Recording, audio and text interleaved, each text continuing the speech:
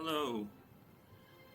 Um, I believe the volume will sound immediately better. I only slightly altered the proportion of game versus mic volume, but I did reduce the in-game volume on the master level, and I especially took down the soundtrack so it's not quite as loud. I'm recording right now, so this will be our second stream. The way I had parceled this up on YouTube was basically splitting the 3-hour stream into 3 episodes. The first 2 were a little over an hour, and the second one was kind of just wrapping up, so it was 20 minutes or so long. And I titled the episodes to basically reflect, on one hand, on the in-game experience I was having, and then on the other hand, any of the sort of theoretical topics I covered. So I'm probably going to do something similar for this stream. Do a long recording and then break it up as needed. Upload to YouTube as part of my Let's Critique series, which you can find. I really should link on my Twitch as soon as I'm done with this, but which you can find essentially under the same handle on YouTube. So today we have a bit more of a schedule, a sort of set of topics to talk about. It was a little more loose in comparison with yesterday because I was figuring the technical shit out. We were just going to talk about the storytelling and world building and games. Actually, let me add a note on that. So we're going to talk about narrative, world building, potentially mods, very briefly. And we're going to talk about the way that games can critically reflect on reality as well. I just wanted to add, just generally, I had a lot of fun streaming last night. I was really happy to finally stream for my 0 viewers. I actually feel like I enjoy the game more when I get to talk about it as I play it. When I feel like there's kind of a, as I said, RPGs for me are good. I like them because they structure my personal time socially, right? So this is an even better way to do it, right? I'm trying to think if there's anything else I want to say before I jump straight into it. My dog has been staring at me for a bit. It's a good boy. It's okay, settle down.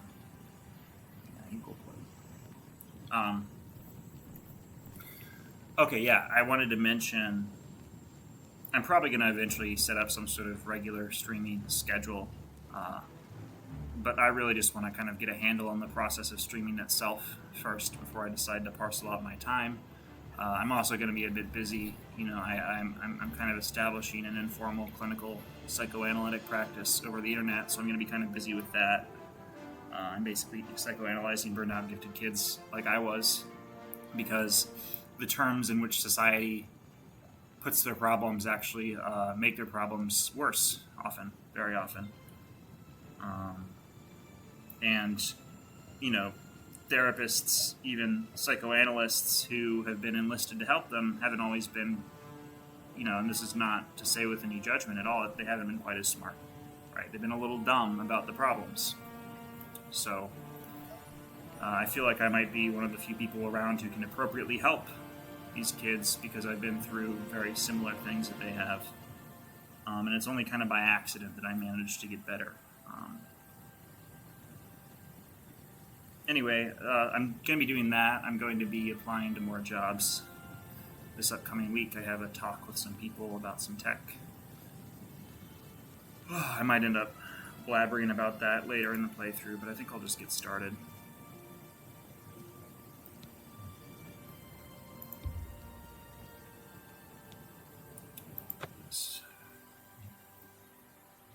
My dog has been eating his ass for 3 minutes. Where are we? Oh, I see. We're in the,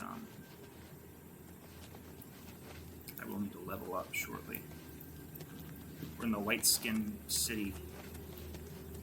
Yeah. Let's make sure we've... Goblin Jim's Pantry. I wonder if it has any good food in it.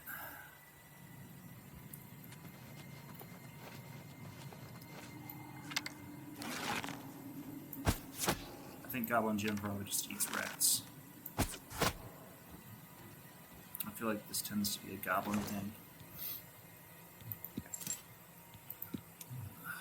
What kind of sword do I eventually want to equip? I think I will drop my war axe. Pick up the long sword. This long sword probably has a slightly faster swing rate. As I've said, I want to get in, get out in these combat scenarios because I'm going to be wearing light armor. And be fast. I might want some buffs to my agility stats. I do hope I'm audible. I should be more audible.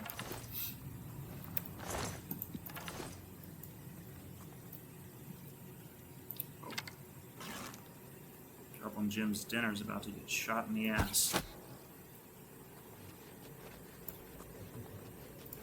Okay, Goblin Jim really needs to install some shelves in his pantry.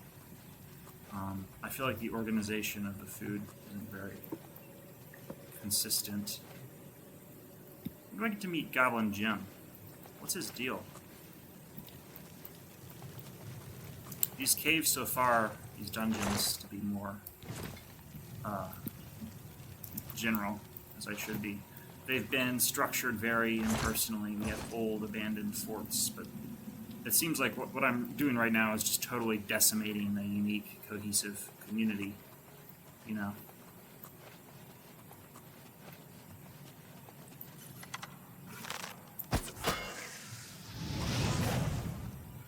Still overkill.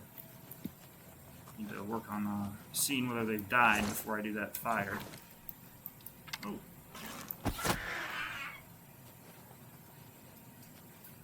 So we've got a bit of a network of tunnels down here. This leads up another level. I think before I go up or down a level, I'm going to explore what looks to be a big room. It's okay. It's my dog. I might need to take a short break to figure his shit out. I have been giving him attention today, but he doesn't see it that way. Clingy ass bitch. I love my dog. Google Play.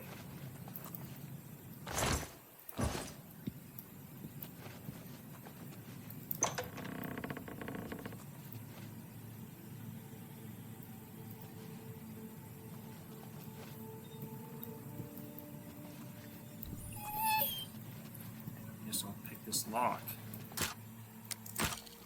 Lay down.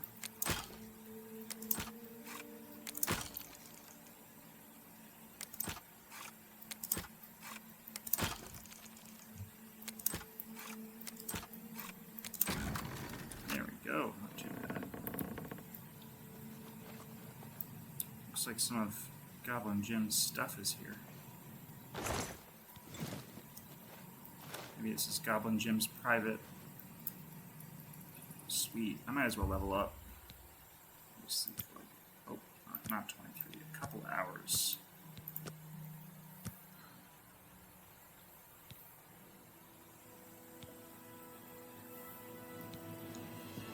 "12 virtues left." What state of the world do we live in when there are only 12 virtues? I'm going to up my agility and speed. I already have a bonus to endurance.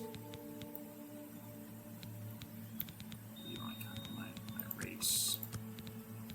I'll do add a little bit of strength. Oh, I can only. Okay. I'll take this down a notch.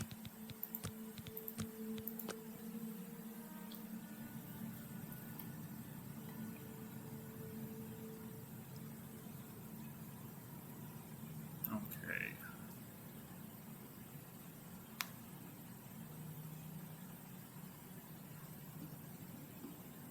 Let's now go up that level. Should be able to find it again pretty easily. Excellent.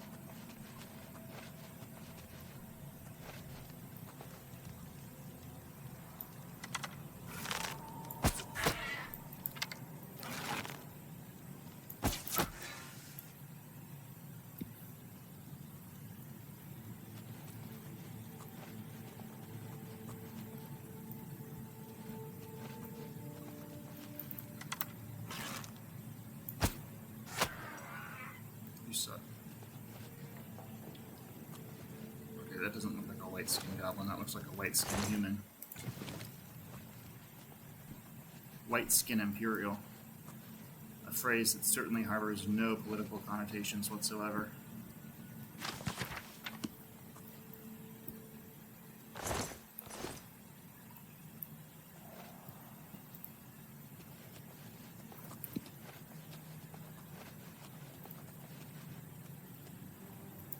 Oh. That's Goblin Jim? Are you kidding me? This ends here. Yep. It does. I think what was happening is Goblin Jim was leading the goblins. Got a fine iron short sword.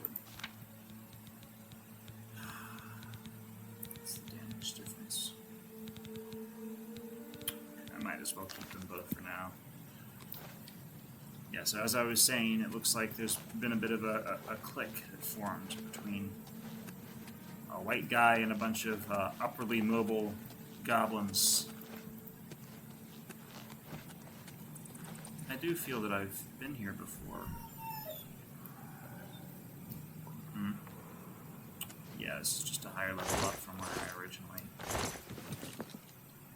thought, isn't it?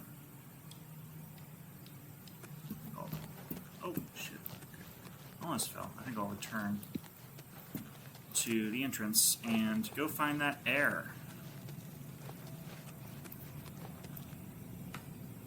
Settle down.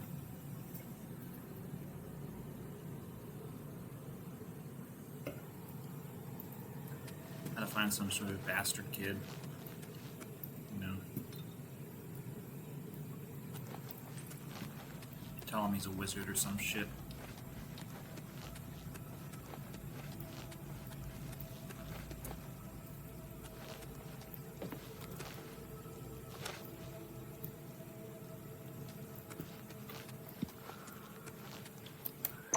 We now move back to the previous passage.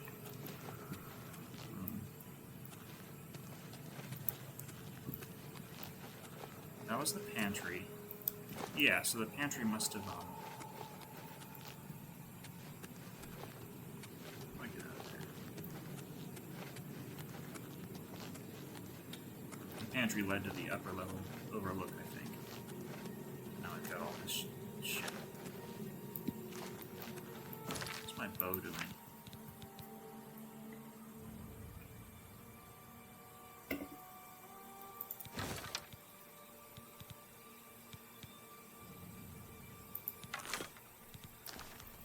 Oh boy, settle.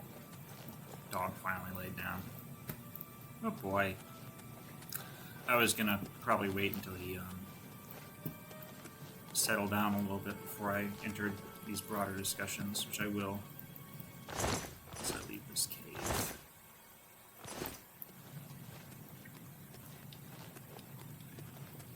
Probably a little stocked up on iron bows. Oh boy.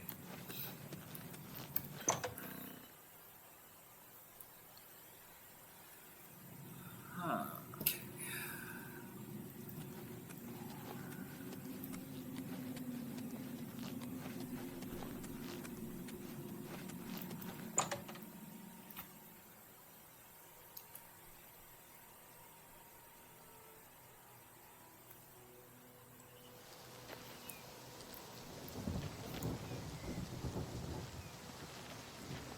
Got some rain.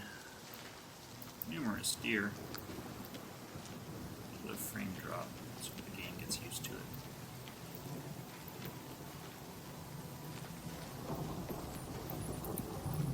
Slow down. It's acting up again. Lay down, bud. Okay? Lay down. You go, boy. I've already handled you, foreseeably. Been chilling with you. So, I figure, oh, this is beautiful. I really do like the seasoning of the foliage here. Not with salt and pepper, but the colors of the leaves. I mean, I hope not with salt and pepper. Oh.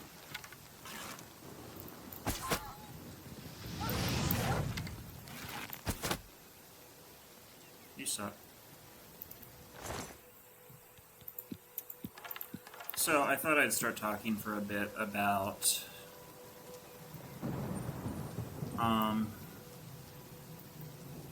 narration. So I've already mentioned that RPGs, is that a creature?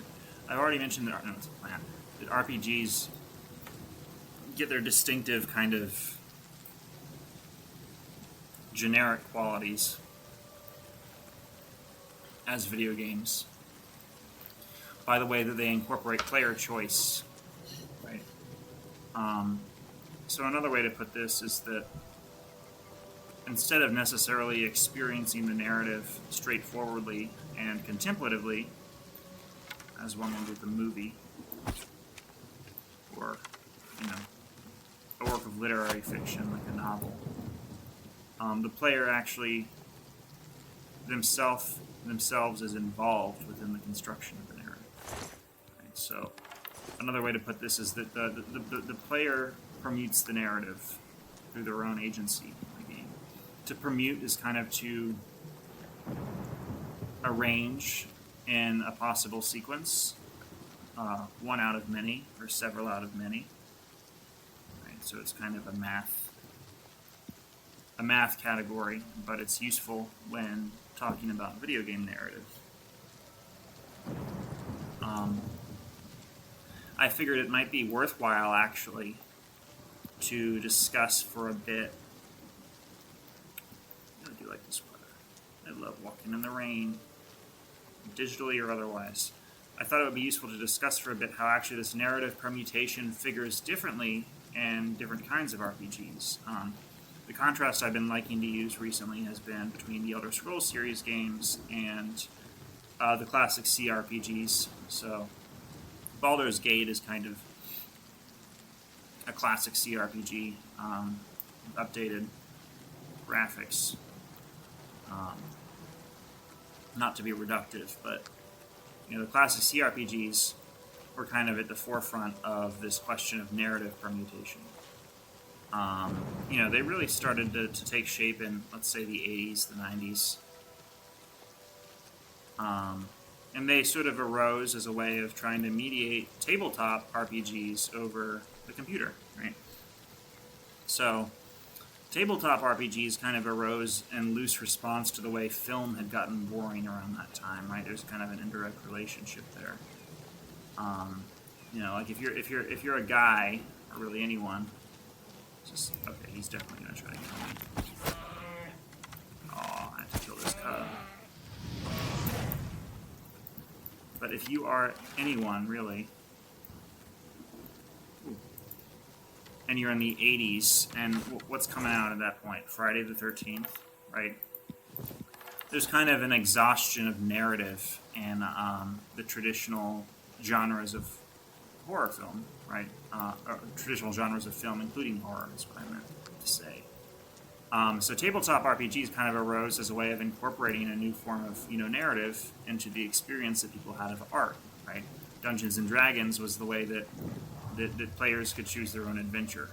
And it was a way of kind of, you know, incorporating a number of things together, really narrative, but also world building, which I might get into later.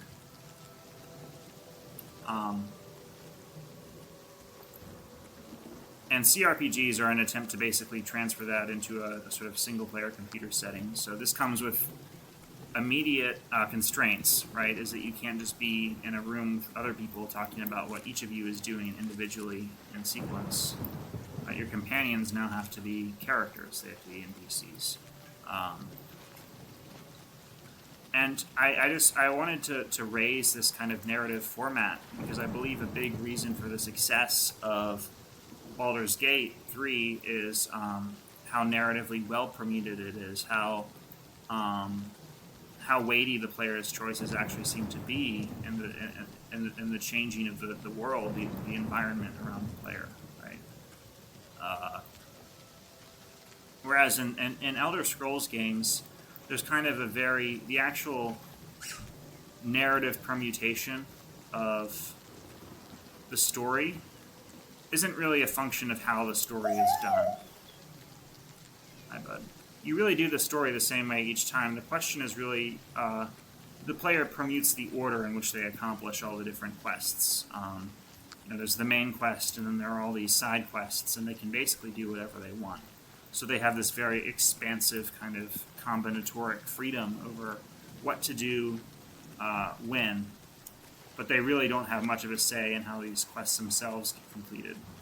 So the choice of the player isn't really a moment of the quest themselves, but a moment of which quest to do right now. I mean, I've always liked that. Of course, it runs into its limits, really, aesthetically. It's not like people really play Skyrim for the plot. Skyrim's not porn. But I think that there's something appealing to it, which is that the player can structure their time instead around exploration, right? So not necessarily the moral weight of the different choices they make. Yeah, so what my dog has wanted to do has been play. This is now apparent to me.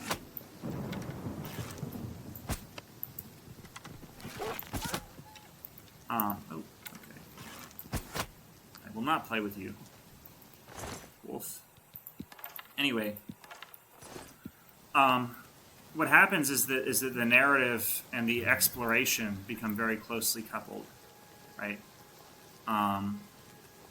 In Elder Scrolls series games, so the story is really about where you go and what you see while you're there, more so than for example, the sort of the complex romance systems that Baldur's Gate 3 has. Don't mind my dogs, and that even games like Dragon Age have. I definitely feel like I'm approaching this from the wrong side. I'll check the map in a second. There we go. So as I was saying, I do like that about these games, but I do think it encounters limits aesthetically, right? The story is very linear and very mechanical in its relation to the player. The player is just kind of there to fulfill a prophecy. And that actually kind of brings me to why it's called the Elder Scrolls. The Elder Scrolls is kind of a metaphysical idea, right? It's the sense of a temporally non-linear prophecy that the player fulfills all across the different games. I think I saw I didn't see it, but I saw that there was a recent YouTube video that theorized that the player is a missing god. And I think I understand the reason for that sort of fan theory, which is that the player is really kind of what drives the world in that sense, right? The player is inserted into this prophecy. And the Elder Scroll does have an end-game existence, I think, notably in Skyrim, both the main quest and the Dawnguard side quest. I killed that guy. But it also kind of just refers to the fact that the player is the one playing the game, right? So each game is kind of like the events laid out in its own Elder Scroll. Now, a lot of RPGs really find different ways of incorporating the player's choices kind of like metaphysically into the game. Elder Scrolls is one. It's kind of like just the game's main narrative conceit that allows it to tell all these stories in the first place and allows the player to participate in them. Okay, I'm really going to have to figure out where the fuck I'm going. I'm going to cut left and hit the road. I was trying to cut through, take a shortcut, but it's a lot of climbing, that shortcut.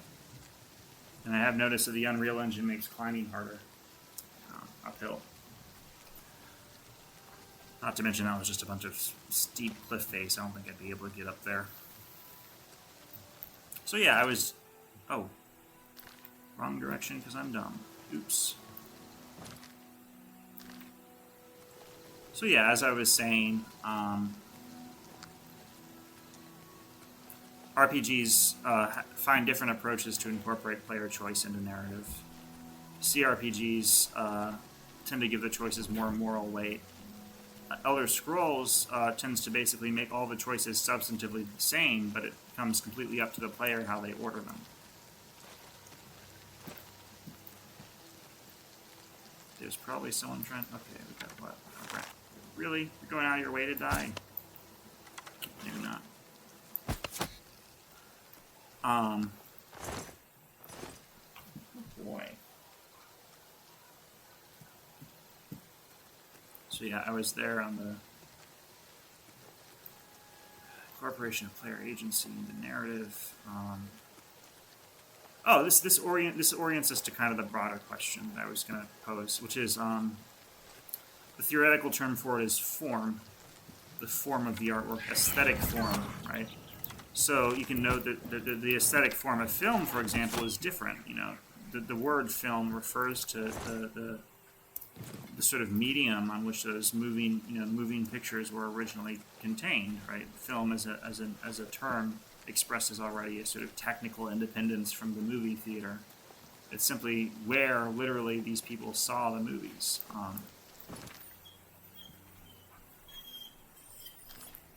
It's okay, buddy.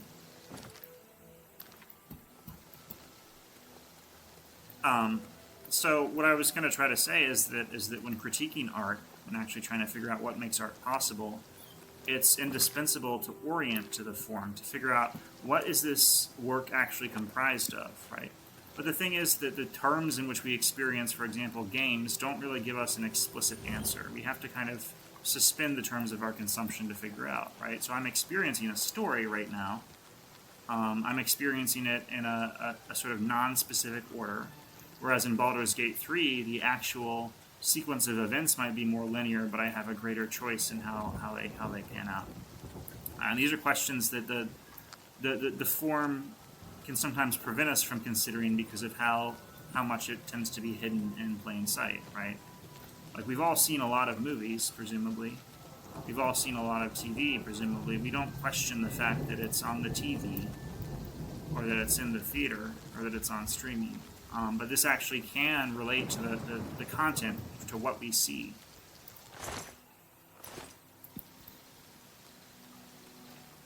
Settle down, bud.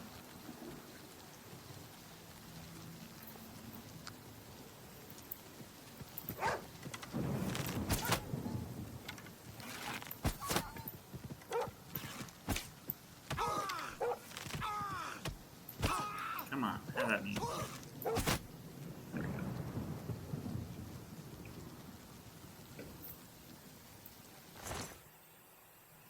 So yeah, I was going to title this section of my playthrough narrative as aesthetic form. So aesthetic meaning referring to how we experience the artwork in this case as a totality, as something complete in itself. I've already mentioned in my previous stream that critique is kind of a question of why this and not that. Why am I experiencing this remaster? Why am I experiencing a remaster at all? You know, why are the terms of this game chosen to be so and so? Right? This comes through probably even more explicitly in music, right? You ever been listening to a song, for example, a pop song, and you're like, I could have found a better chord for that. You know, maybe someone who's a little more practiced in music, or you just feel like a bridge is really fucking boring.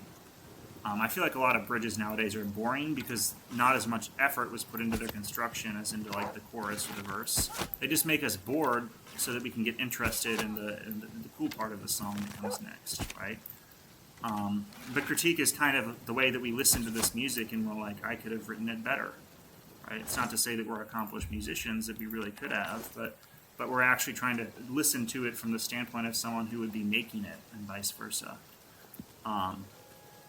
And the terms that academia gives you to understand this have been very impoverished, right? So academia immediately makes a separation between the side of production and consumption in art nowadays. Like I think the weird French semiotic term would be aesthesis and poiesis, right? Consumption and production of art, respectively. But really, there is no, hard separation, right? Consumers, at least unconsciously, tend to experience the art from the standpoint of how else they would make it, right?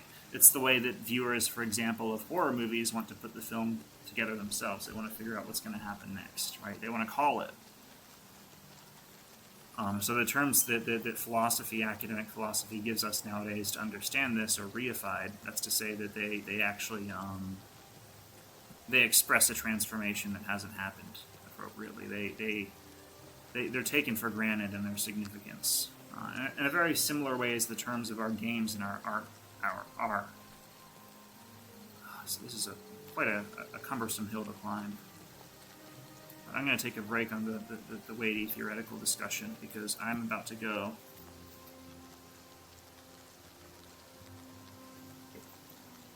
to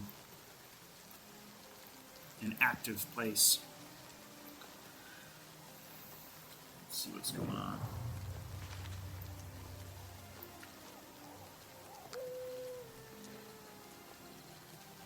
What's this person doing? What are you going to tell me, huh? What are you going to tell me I don't already know? Come on, run while there's still time. The guard still holds the road, but it's only a matter of time before they're overwhelmed. You sound like a pussy. God's blood. You don't know, do you? Deidre overran Kvatch last night. There were glowing portals outside the walls, gates to Oblivion itself. There was a huge creature, something out of a nightmare, came right over the walls, blasting fire that swarmed around it, killing. I feel like the whole city can be destroyed, but... Go and see for yourself. Kvatch is a smoking ruin. We're all that's left. Do you understand me? Everyone else is dead. It was Savli and Matthias. Some of the other guards helped some of us escape. They cut their way out, right through the city gates. Savlian says they can hold the road. No, I don't believe him. Nothing can stop them. If you'd seen it, you'd know. I'm getting out of here before it's too late. They'll be here any minute, I'm telling you. Run when you can.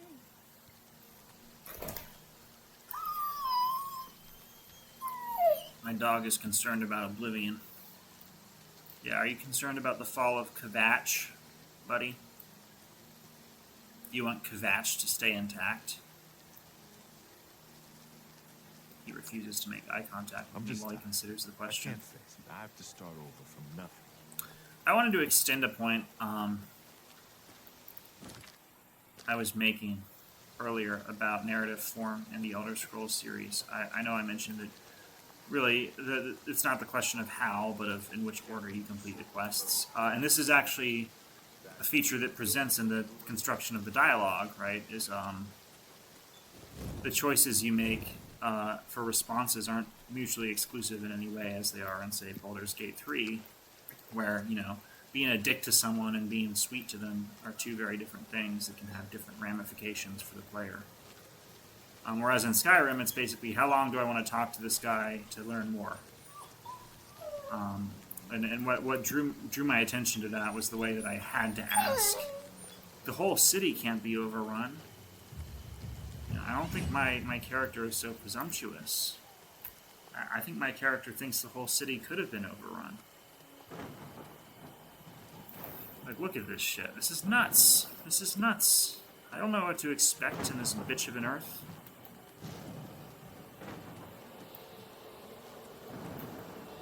I'm not gonna presume. The gold, it doesn't look too gold to me.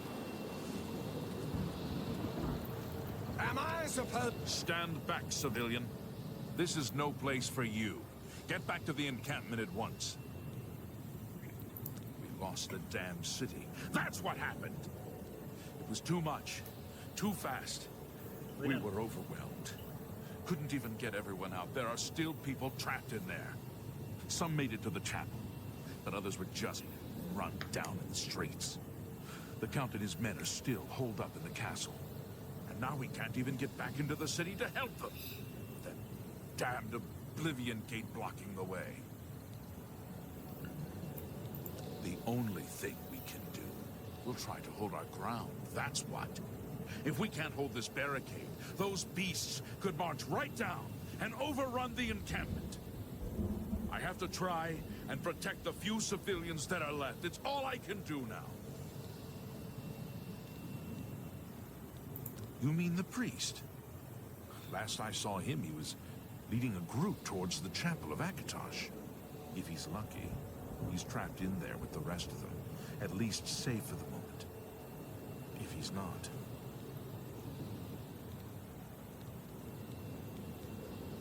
You want to help? You're kidding, right? No, I wanted help. If you're serious, maybe I can put you to use. It'll likely mean your death, though. Are you sure? Sure. I don't know how to close this gate, but it must be possible, because the enemy closed the ones they opened during the initial attack. You can see the marks on the ground where they were. The great gate right in the middle. I sent men into the gate to see if they could find a way to shut it. They haven't come back.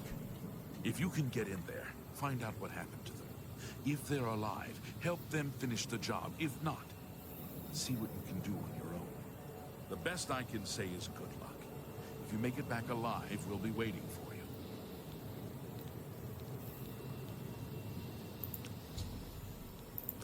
What do I want to do? Please, go on. I want this guy to like me. Well, I've reached the maximum disposition for this character. I really feel like That's a brave thing. NPCs are a little over ready to subcontract work to random ass guys. I am. Ooh, you suck.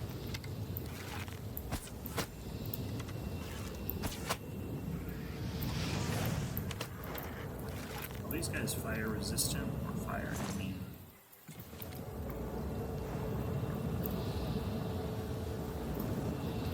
Alright, here we go. Into this place. Maybe not. Okay.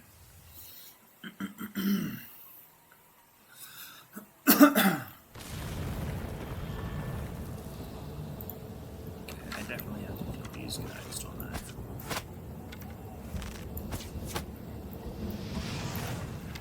Alright, yeah, I think there's a fire resistance, so I don't feel that fire will really be an appropriate addition here. Thank the Nine. I never thought I'd see another friendly face. The others...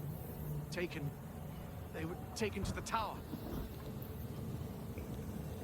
Captain Matthias sent us in to try and close the gate.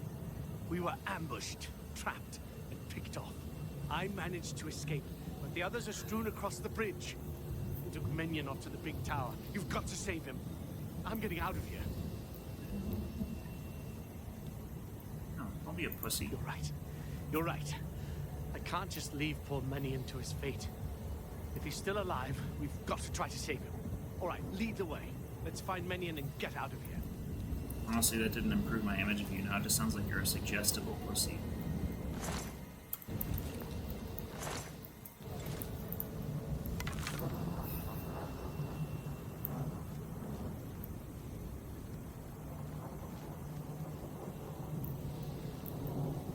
If I explore this... Okay, it doesn't look like there's much there. You know, this place could really use an interior decorator. Looks a little unkempt in its construction. It does remind me, and I guess this is a bit anachronistic, of the situation in Hell that the Nautiloid ship has in the beginning of Baldur's Gate 3. I guess pretty much any image of Hell is going to remind you of another image of Hell. You know? Hells tend to be similar looking. Now it's my turn, you bastards! Oh.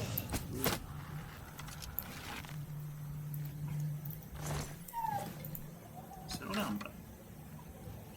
Yeah, I'm sorry in advance about some of these streams. I'm just going to be in a perpetual bitch off with my dog.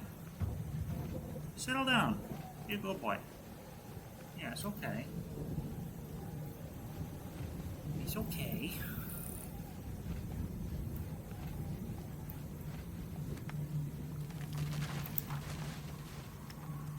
That would have been bad.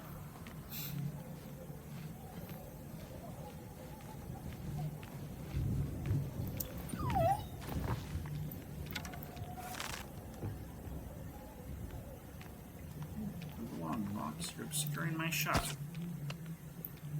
I'm obscuring my shot.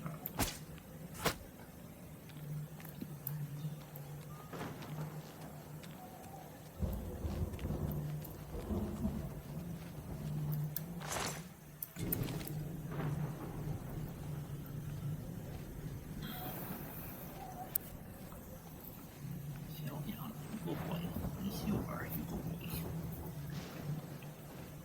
He's been clingy since my fiance went out of town. He doesn't really leave me alone as easily. That's fine, I don't mind it most of the time. Sometimes it can get a little irritating. He doesn't really have much anymore to get. Oh! Oh! Ambushed from on high, huh? I really do like the ragdolling visuals. Like, I just love, it's satisfying. Oh, mean plan. It's satisfying to shoot a scant dead with an arrow. Just watching their lifeless body crumble to the ground. An experience I have not had whatsoever in real life. So pleasing.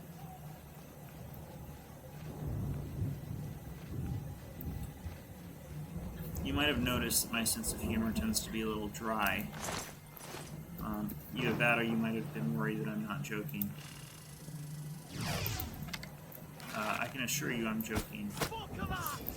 My sense of humor is just very dry. Ooh. Nice, buddy.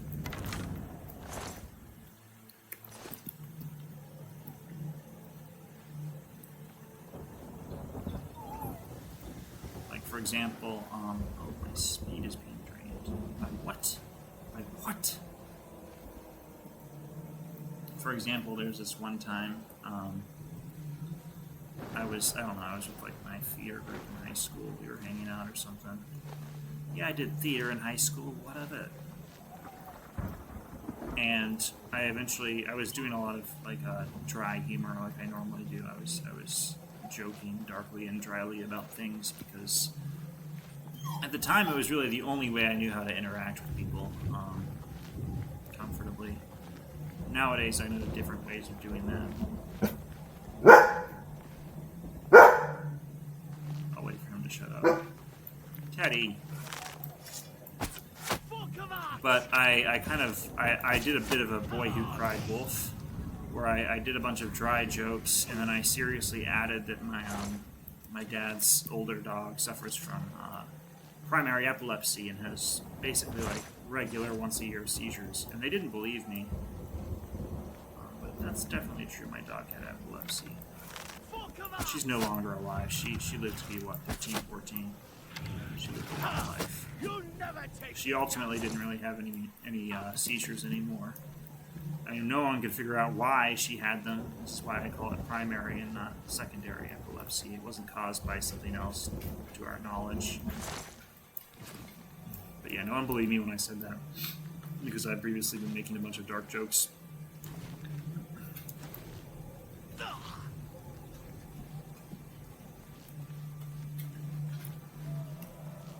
I think it's funny. I think it's funny when people aren't sure whether or not I'm being serious. I get joy out of it. The confusion gives me joy. Maybe it's a little sadistic. Who knows? Oh, shut up, you son. Where am I going? Let's backtrack a little bit. I got distracted by my dog. My weird little autobiography.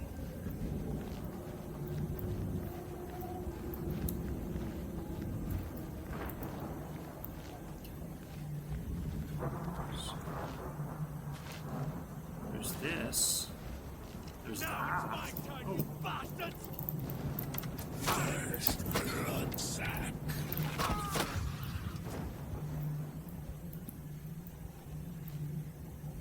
Okay.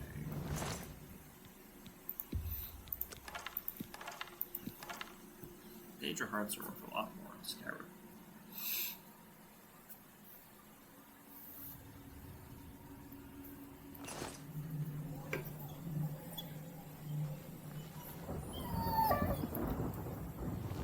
So this ought to be the other side of the gate I originally encountered upon entering the portal.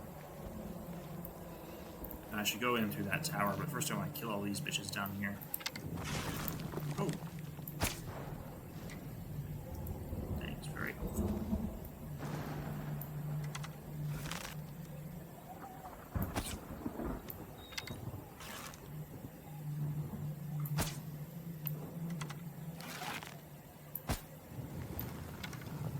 Also working a bit on the adjustments I have to make for distance. That wasn't bad. That was a good shot. I feel like the arrows don't have the same kind of momentum they do in Skyrim, where I feel like people are constantly, like, you know, uploading those videos about all their 360 Skyrim no scopes from 1,000 miles across the map. Whereas here, I feel like it's actually, I mean, I don't know the extent to which this, excuse me, this worked in the original Oblivion, but here it feels a little more, I don't want to use the word realistic, because I'm in hell right now, but the actual draw and the arc and the speed feels a little more appropriate to what I'd normally expect from a bow and arrow, even in a video game.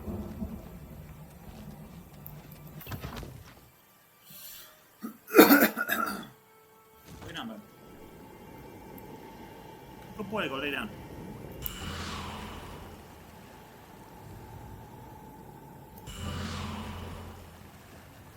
Don't know what those did.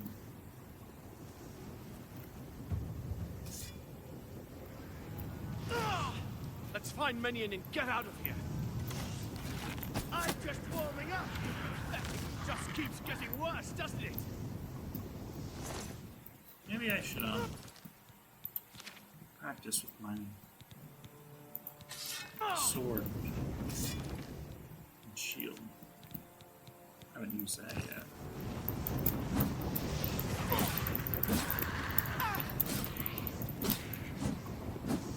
Killed him. Easily killed him.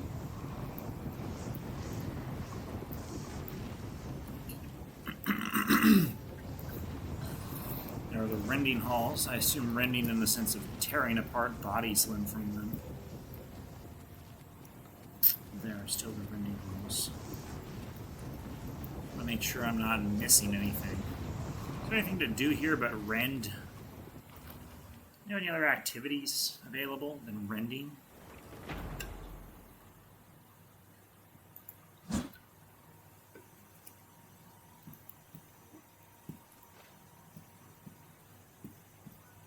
You're a good man. What's your name? Eland. Stupid name.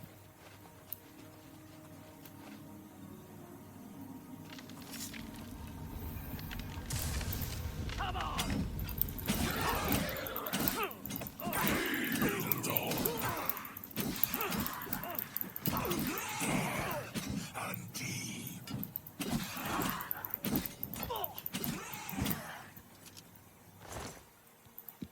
A little sloppy. Never been very good at sword and shield combat. That's probably why. That's probably the true reason at all. Care to pick a fighter class?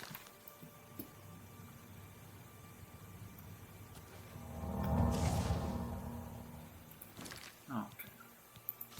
Let's do a little more damage out of this burning touch. So is the damage comparison. Burning touch does 10. What does flare do? 6? Okay. That should be fine.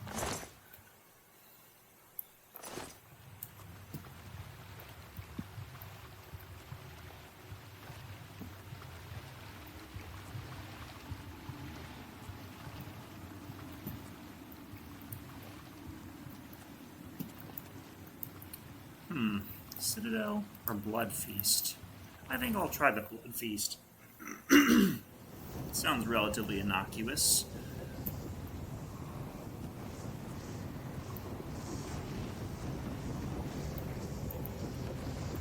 Yeah, time to feast on some blood. Yeah.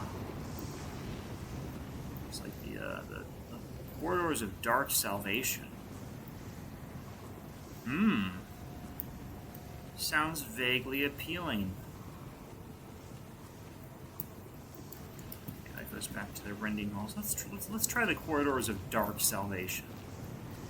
You know, I've always wanted my salvation to be dark in a corridor.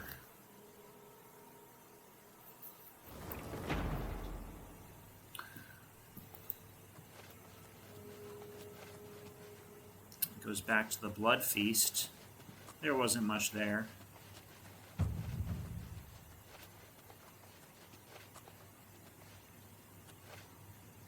We have some imps. I think I'm gonna work on my iron bow here.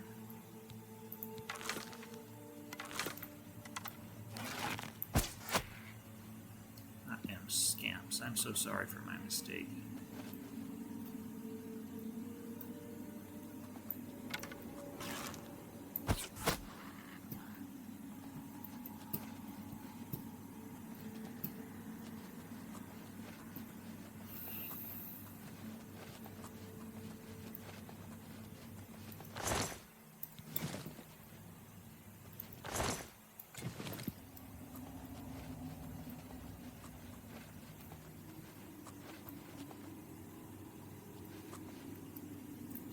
Oblivion. I think that just leads outside. Okay, so now Citadel Hall. I'm going to get that key eventually. Let's backtrack a little bit. I do believe there was another place to explore, like the Citadel Hall.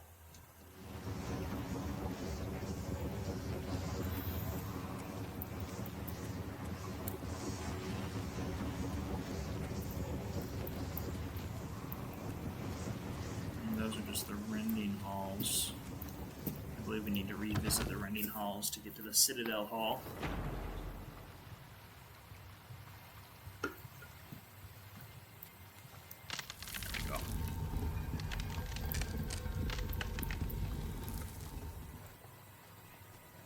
Yes, I do remember this place in my previous abortive playthrough.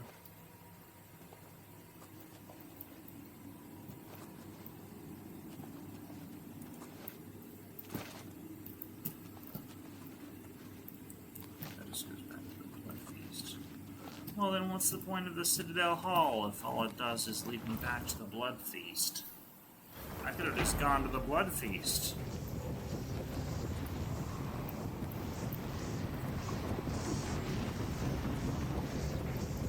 Any bad guys here? Any bad guys to kill here? No. I'm gonna have to go all the way back to the... I believe there's a bridge leading outside this tower to another one that I need to check out. So we're going there now.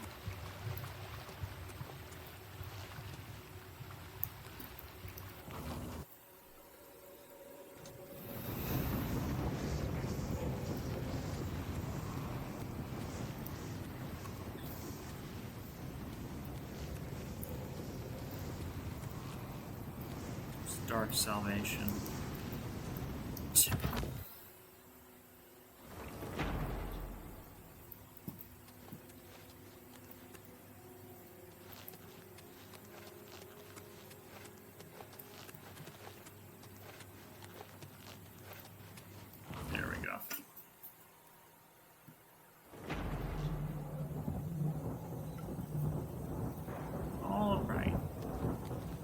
Across this sturdy, albeit narrow bridge into the next tower. Over here! Quickly! Give me some. Don't rush me, buddy. Let's stick together! Watch out! Over here! Quickly! Dark and deep. Hell yeah.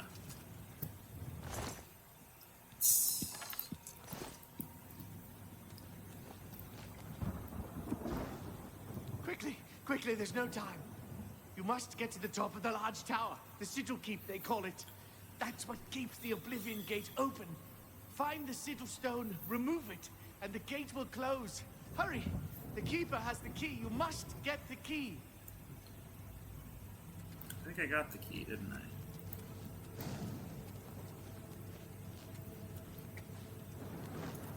Well, let's make sure there's nothing of interest down here. Down in these depths. These dark, depraved depths. I like my depths dark and depraved. That's the way I like my depths. I definitely shouldn't fall. Seems a little too dark and depraved for these depths.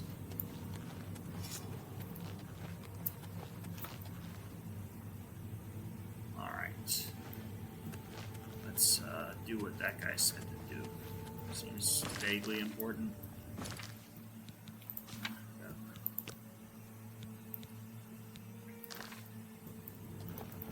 Probably should have had that quest marker up the whole time. I gotta break a siege. Oh, yes, I do.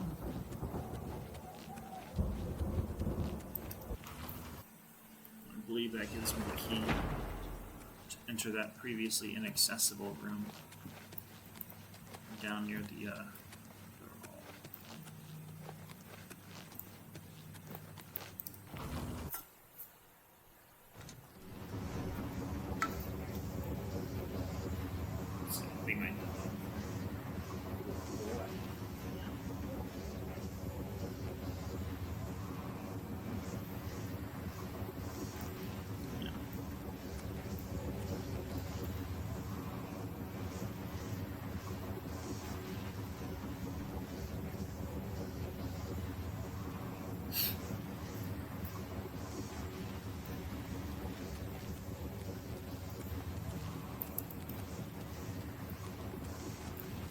Okay, I got the rending halls. I believe I need to go back to the rending halls.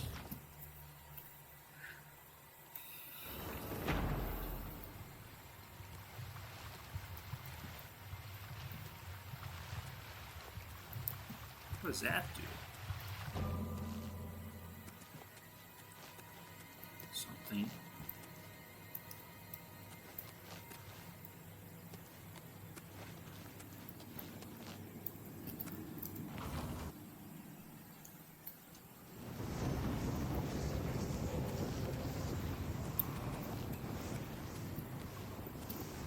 I believe I still need to be in the rending halls.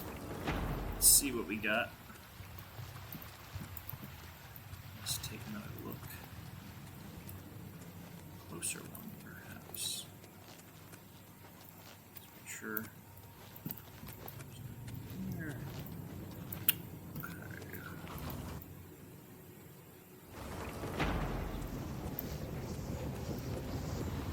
There we have the opening entrance.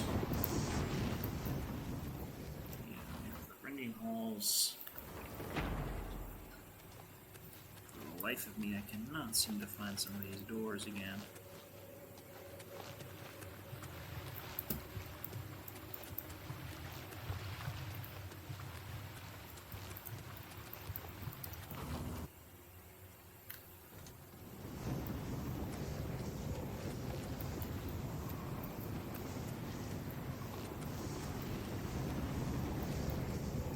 Corridors of dark salvation.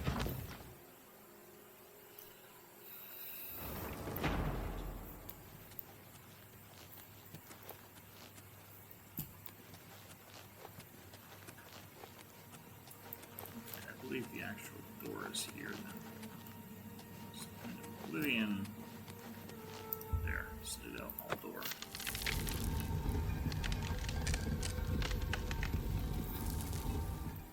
If I need to take a break, I will be back foreseeably soon.